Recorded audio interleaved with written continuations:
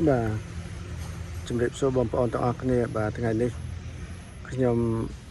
មកចែករំលែកចំណេះដឹងទាក់ទងវិធីសាស្ត្រដើម្បីធ្វើយ៉ាងណាឲ្យដំណាំខ្ទឹមនេះបាទដំណាំខ្ទឹមដែលយើងយកស្លឹកយកទៅធ្វើម្ហូបនេះលូតលាស់បានល្អបាទមែនតើទៅខ្ញុំកន្លងមក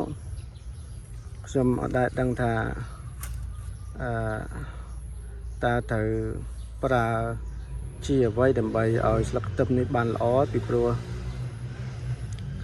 មែនតើទៅខ្ញុំចេះតែដាក់ជីអាចគោដាក់អីជីផ្សេងប៉ុន្តែវាអត់លូតលាស់ល្អទេ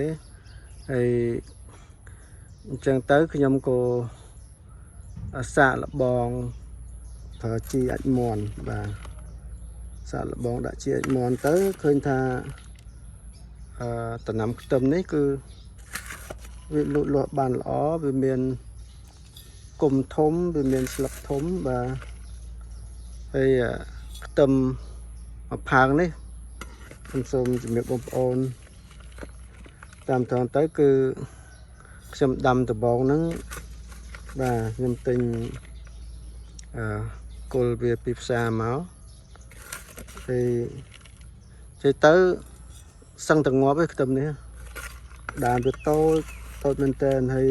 ក្រហមបាទទៅពេលខ្ញុំបាទ